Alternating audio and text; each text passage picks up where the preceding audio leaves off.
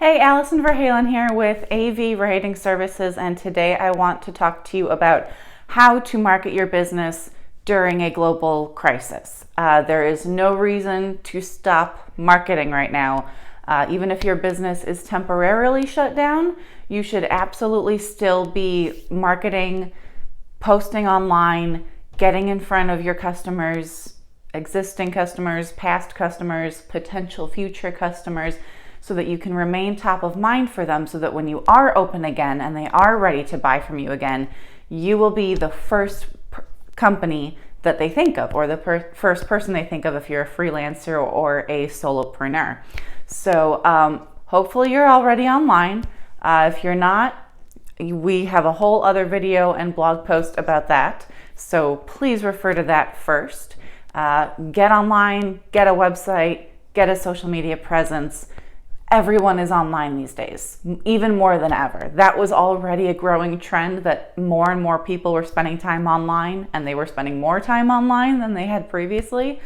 And now that everyone is stuck at home, that's even more true. They're spending even more time online, and even more people are on the internet. So if you're not on the internet, people are going to forget about you, right? If out of sight, out of mind. And if you're not online and you're not getting in front of them, they're going to forget about you. So hopefully you are not shut down during the shelter-in-place order. Hopefully you can still serve your customer in one way or another online. We obviously are an online marketing company, so we're as busy as ever because people need online marketing more than ever. So we're going to give you some of the tips as far as how you can market your business online during this strange thing that we're going through right now. So first and foremost is, what does your audience need right now? What can you provide them that will be useful to them right now, right? So everyone has these shelter-in-place order, and most people have the shelter-in-place order at least. So we're supposed to be staying home. If we do go outside, it's only for essential things like groceries. If you do go outside, you're supposed to wear a mask and stay 6 feet away from people. So maybe translate that to your audience. What does that look like for their business if you're a B2B business, or if you provide us, if you're a B2C company, what does it look like for their lives, and how does it relate to your brand, and how can you help them translate what they're going through right now, what these orders mean for their lives as it looks like right now? How can you help them follow the guidelines so that they stay safe and keep their friends and loved ones and coworkers and everyone around them safe? But also, how can they stay sane? And if you can find a way to, again, relate that to your brand, it does not necessarily have to relate to your product or service.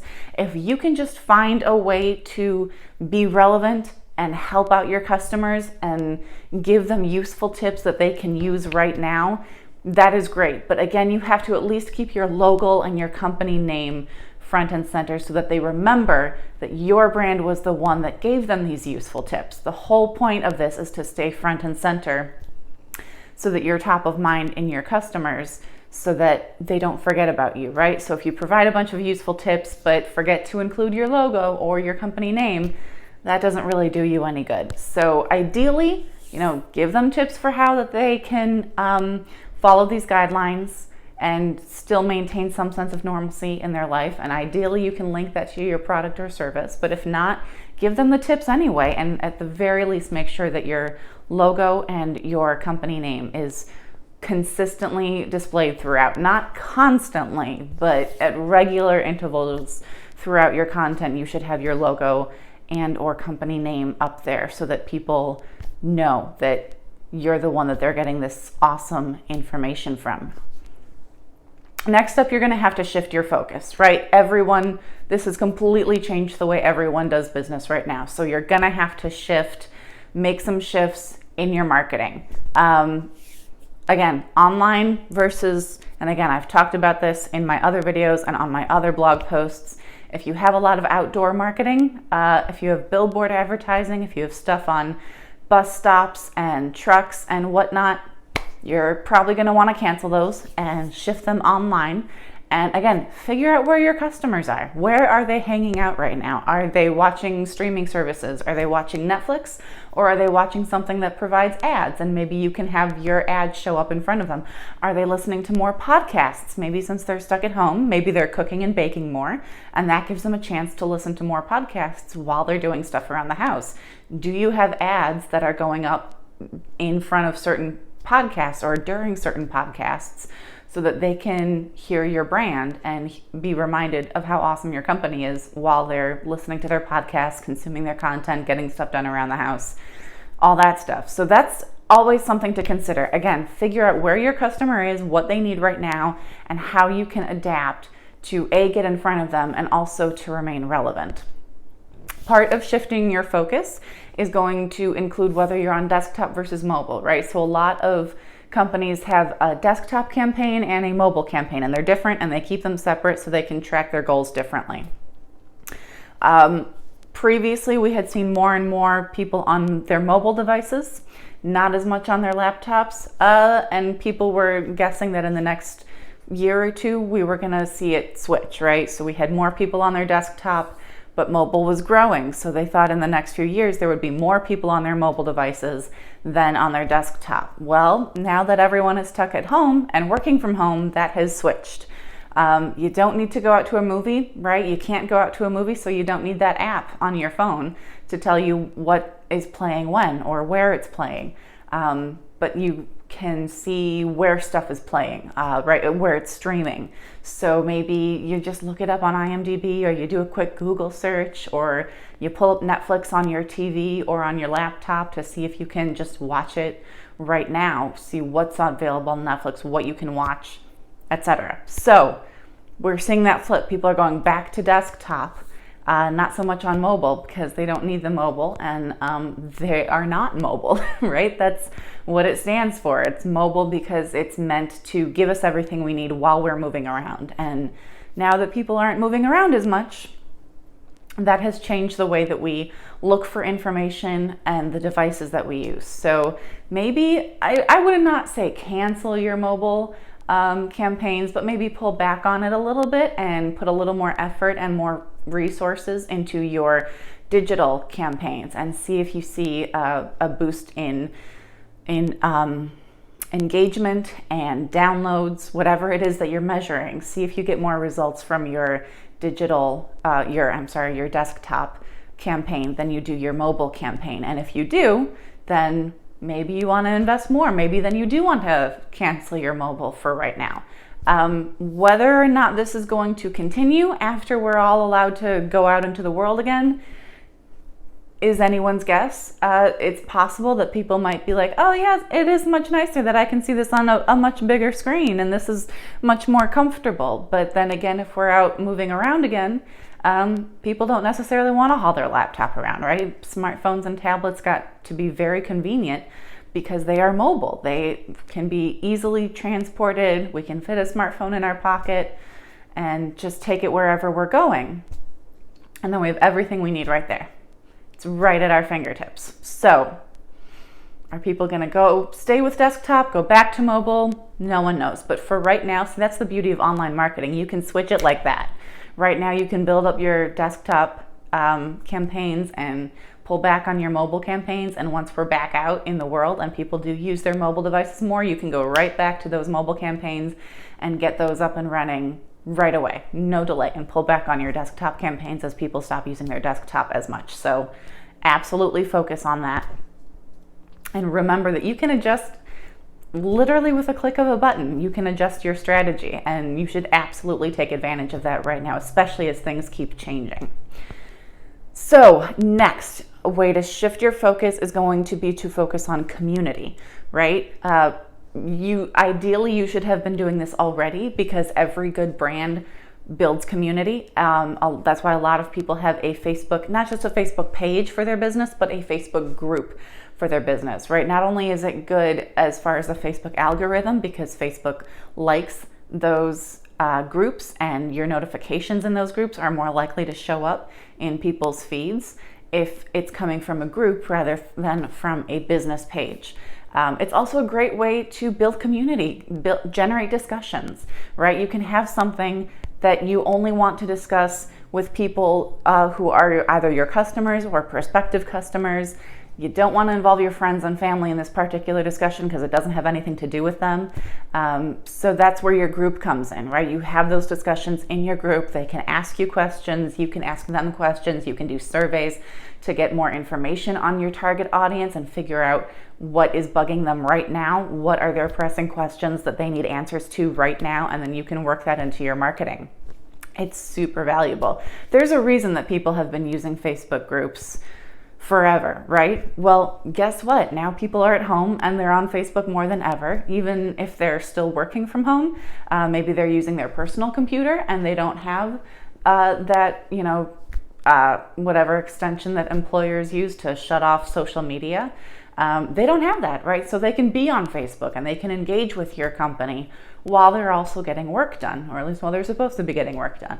I won't tell anyone, I promise. I won't tell your boss that you're really on Facebook chatting about content marketing.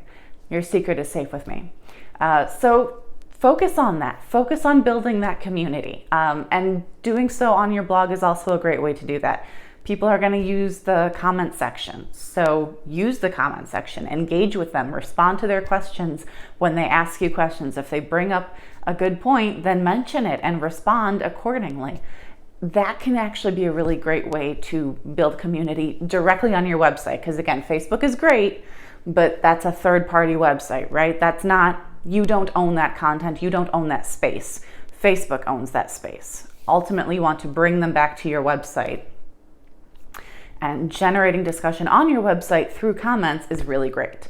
As always, you gotta moderate, because there's always gonna be the robo-spammers and the people who poop on other people just because.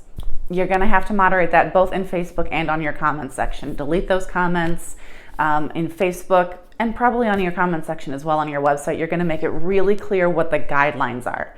What can people do and what can they not do? What can they say and what can they not say? What kind of stuff is gonna get deleted? And you should always have control, and you should exercise that control of deleting that stuff that is offensive or just spammy or whatever it might be. That's, as far as spam, that's why the private groups are really great, right? So people have to ask to join. They maybe have to answer 1 or 2 security questions. It doesn't have to be a lot. It doesn't have to be complicated, just enough to prove that they're not a robot, because a robot can't answer those questions. They cannot fill in something in that little box that makes sense, right? So moderate it, and that's what's really going to foster a sense of community. That is what is going to get people really engaged with each other, which is also great, but also engaged with you and your brand. Finally, the last thing that we think you should be focusing on right now is planning ahead, right? This is temporary. It might sound doomsday-ish right now, depending on what news channel you're listening to. I keep hearing it might be longer and longer until we're finally let out of this, but we will be let out of this eventually. Eventually, we're going to be able to go back outside. We're going to have a vaccine. We're going to eradicate coronavirus. Something is going to happen that will eliminate the need to stay at home, and we are going to be able to go back outside.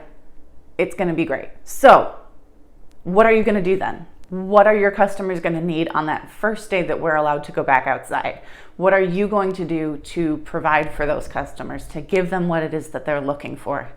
That's what you have to be focusing on right now, because if you focus on that right now and start putting things in place so that you're ready to put it in action as soon as we're ready to go outside, you'll have a leg up on your competition, because you'll already be out there. And again, if you followed all the other tips that we've been giving over the not just this video, but the past several weeks, to make sure that you stay top of mind in your brand, in your customers' minds online, again, they're going to think of you, and you're going to have that leg up on your competition, and it's going to be great. I promise this is just temporary. There's a light at the end of the tunnel. It might be very dim right now, but it's there. You just got to hang in there. And again, plan ahead.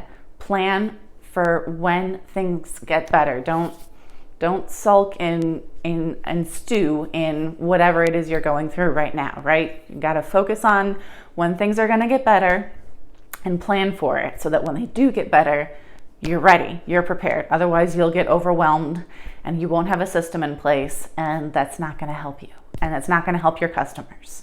So plan for it right now.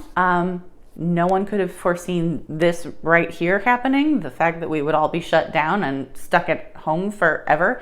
But it's not forever, right? We can plan for getting out. So do that. Put a plan in place and get ready for that first glorious day when we can all go outside. And that's it. Those are my 5 tips for you today on how you can improve your online marketing during a global crisis. Again, my name is Allison Verhalen. I am with AV Writing Services. You can get more of our tips and see our services and everything that we offer on our website, avwritingservices.com.